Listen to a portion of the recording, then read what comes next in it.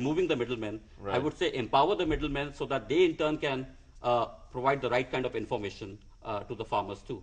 Professor Avgeroiu, are we talking too much about, I mean, it's all talk. At the end of the day, these things just happen naturally because technology just, I mean, as we see that the mobile era has come in and we know that technology is provided and people just automatically start using it. But that's a wonderful new thing that has happened.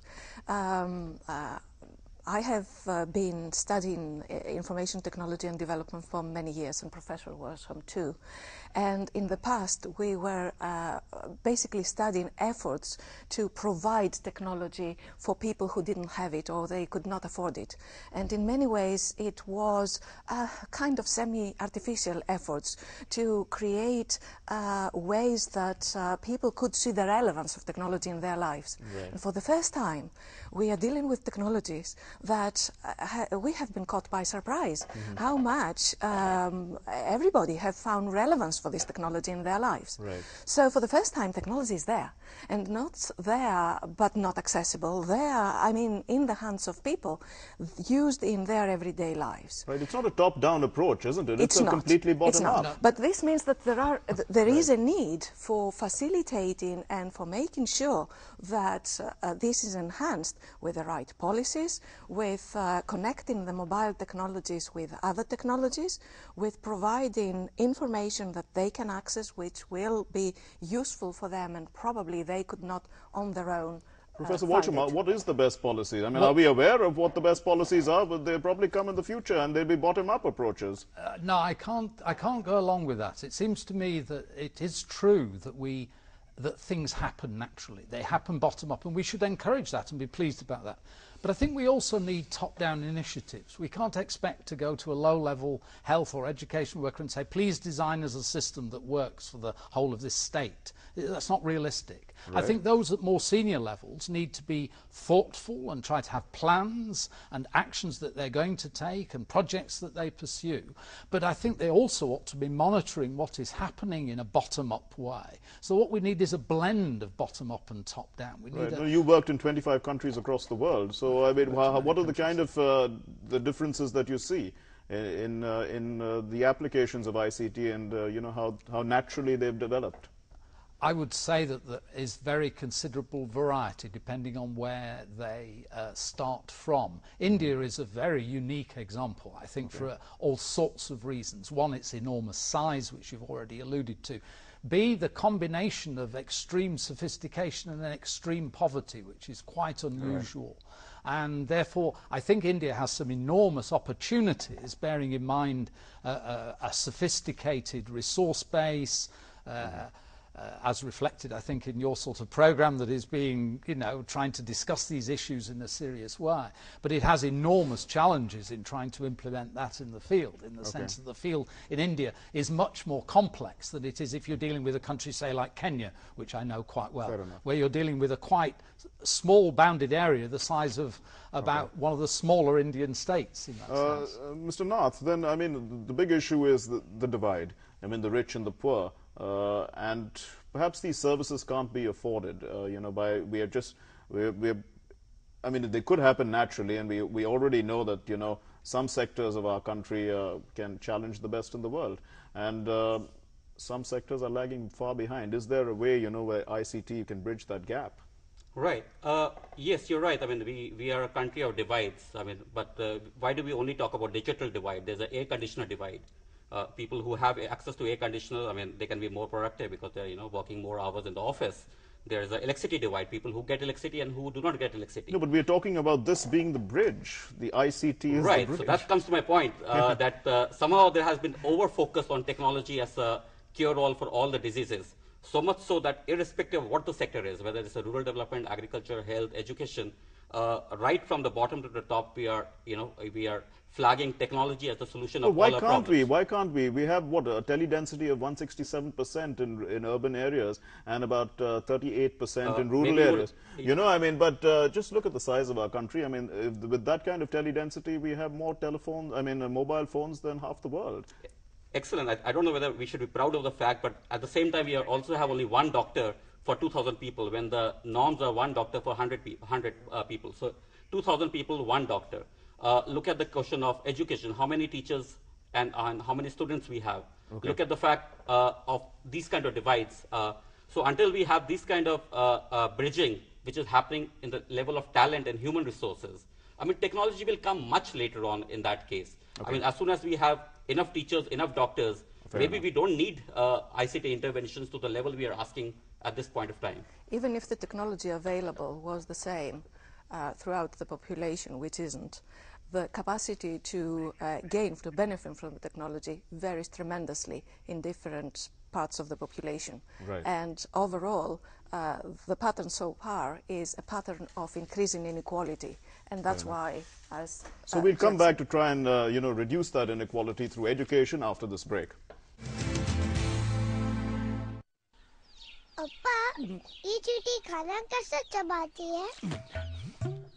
सुबह सुबह शुरू। अप्पा, ये आवाज दिखती क्यों नहीं? दिखती है बेटा, कभी-कभी दिखती है।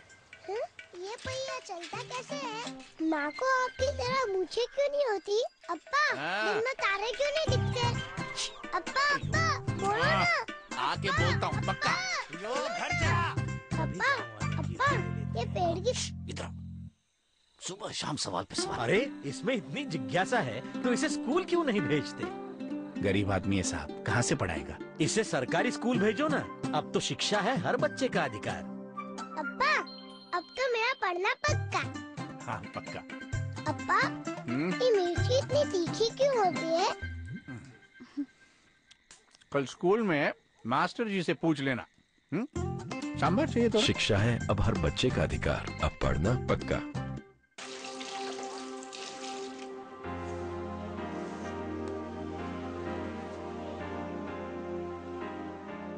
बाल श्रम एक दंडनीय अपराध है। ये कानून 14 साल से कम उम्र के किसी भी बच्चे को घरेलू नौकर, ढाबे पर कर्मचारी या और किसी भी घातक काम में लगाने से रोकता है। अगर कोई व्यक्ति ऐसा करता है तो उसे 3 महीने से लेकर 1 साल तक की सजा के साथ साथ 10,000 से 20,000 रुपए तक का जुर्माना भुगतना पड़ सकता है। बच्चों से काम मत कराइए, उन्हें पढ़ाई का हक है, उनका सही जगह स्कूल है। Well, Professor Avgeroiu, before the break, you were talking about inequality and, the different capacities to use the technology that is available because of financial circumstances, not because of anything else. I mean, no. But could we have? I mean, if education is provided to, and we have a right to education here in India, which is free for people from 6 to 14, and they have the right to free and compulsory education. In fact. If we have this component of e-education as part of it, wouldn't it, sort of bridge this divide in the long run? It will require more things than the technology to improve education. Now, the divide is a divide that depends on many other things.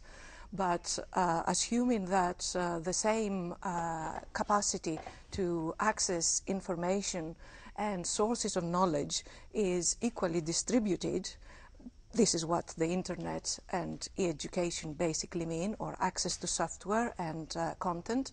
Still, what is needed is good teaching, a good learning environment, particularly in the first years of education, and then to develop a capacity for learning on your own for life.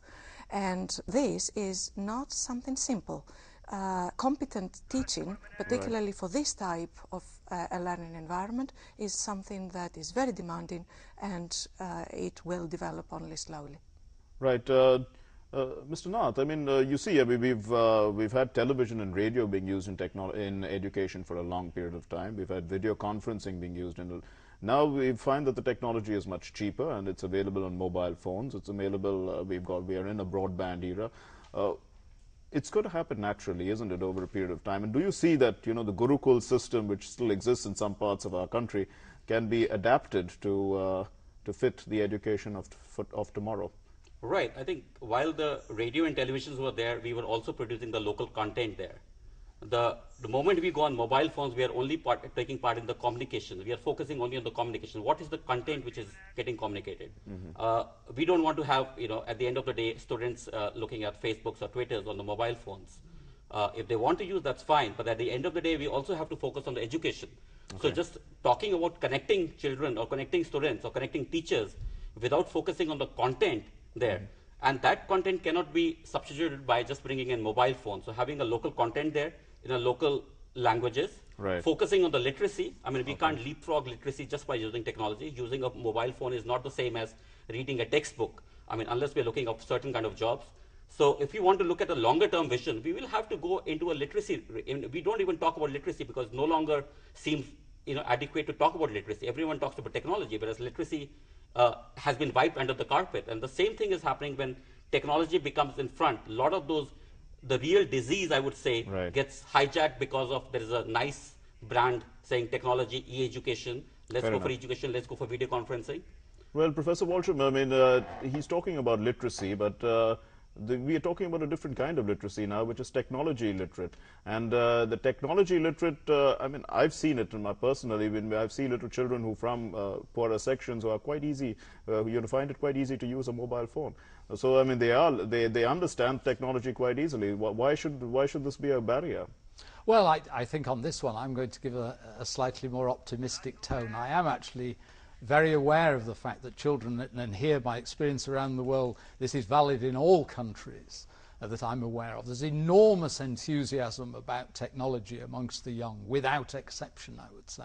This, I think, is something to be encouraged. I think it's something to be encouraged even if they use it for purposes that seem like play at first. Right. And I think that what this will lead to, I'm not sure, but I think it's something that ought to be encouraged. Of course, literacy is important, but I think illiteracy is something that I'm not sure we can teach all the time in a top-down way, coming back to our earlier discussion. I think it's one area where I think the bottom-up has enormous potential. Right. And we may be very surprised in this particular area as to where we've got in 5 to 10 years. So and that's what I meant, that the education system will need to adjust its way of teaching as well, rather than teaching people what to do and what's the right way to do or to think. It is much more really preparing the future generation of citizens, employees, etc., to think critically on their own.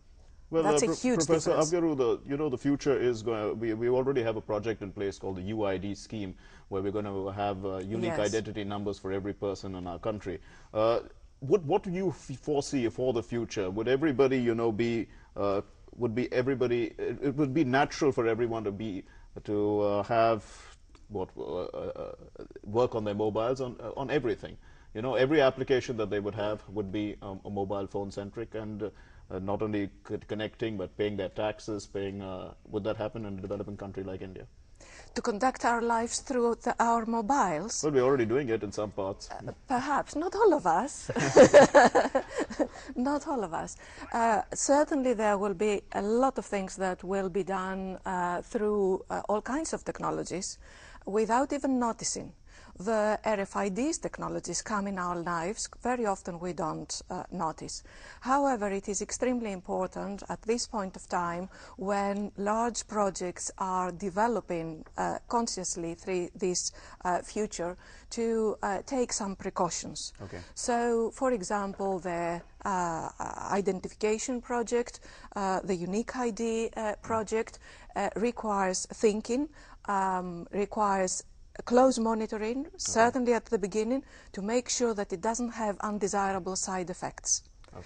Otherwise, it will be accommodated in people's life, but it will require tweaking, redirecting, even in some projects like this, not necessarily this one.